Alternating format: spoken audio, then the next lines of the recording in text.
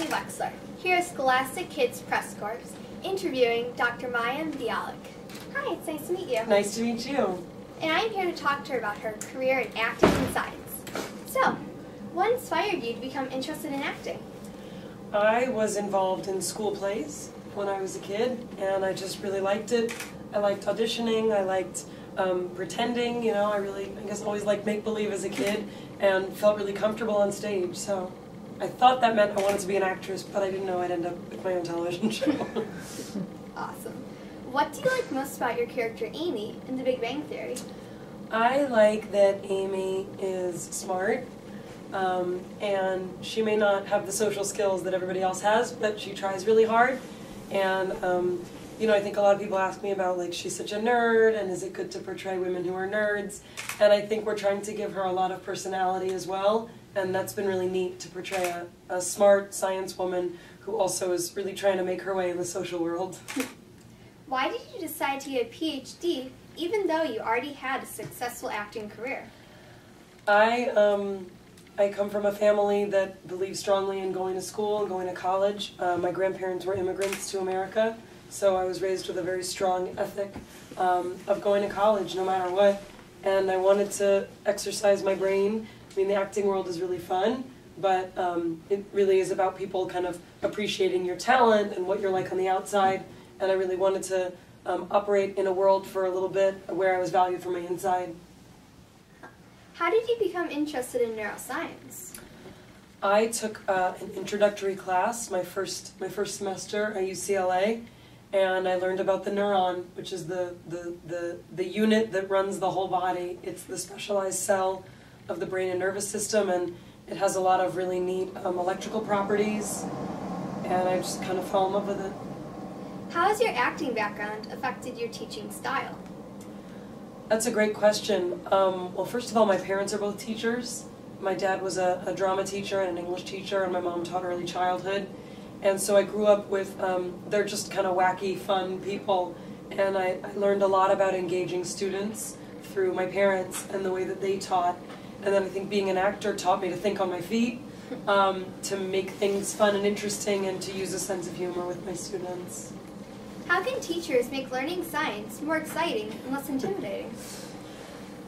I think paying attention to how every student learns differently is really important. I think some students are really visual. Some students need to do things practically with their hands to understand things. Every student learns differently, and I think by using a lot of what we call modalities, you make sure that you meet everybody's needs. So some students may be good at memorization, but for those that aren't, you know, what are they good at? We used to make up like songs and stuff to remember important concepts or lists of concepts, and that can be really important, and I think it should be encouraged. A lot of kids have a picture of what a scientist looks like. Often, the image of a mad scientist or someone with pocket projectors comes to mind. What do you have to say about what a scientist looks like?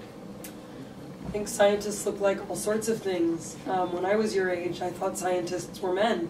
I grew up in a time when not a lot of women were doing science, and it took a really, really special teacher who was female to show me that that's what it can look like. So again, I think we need to show all kinds of scientists to young people, and I had several professors and teachers in junior high and high school who had pocket protectors and really thick glasses.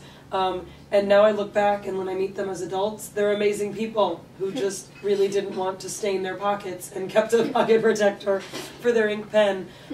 So I think that's also important, that scientists can be women and men, and they can be, they can dress funky and they can dress conservative, but they all share a really common love of understanding the world in a specific way. And we also shouldn't tease people who may not be that interested in a lot of aspects of society that are very, very emphasized, like looking cute and being pretty and all that stuff.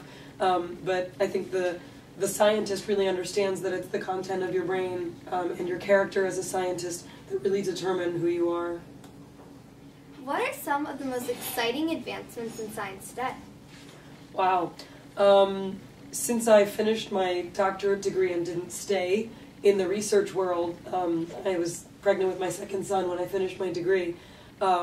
I don't have my finger on the pulse of what's going on so much. But I think, technology is doing things we never imagined. And I think, I'm here working with Texas Instruments, and the things that you can plug into a calculator that can help students experience the real world of science when they're very young, I think is amazing. And my personal interest is in neuropsychology and child development, so I'm fascinated with the places where our understanding of the brain and technology is making sense for the real world, and how we treat people. Why is it important for young people to learn about science? I think that we know that most of the careers that young people now may end up trying to get involve the STEM classes, so science and technology, mathematics. Those are really, really important. And although you may not know what you want to do now, to have a skill set that allows you to have like a foundation, so that if you want to go into one of those kinds of fields, you have everything you need. That's the way to really create a confident and prepared next generation. If you could get one message across to middle school girls and boys, what would it be? I guess there's a lot of different messages.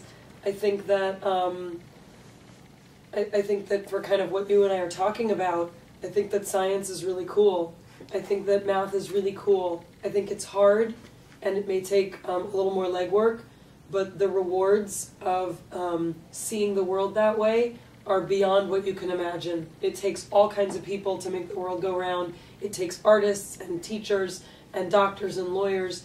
But again, to have that foundation now, it's a gift you will never regret giving yourself.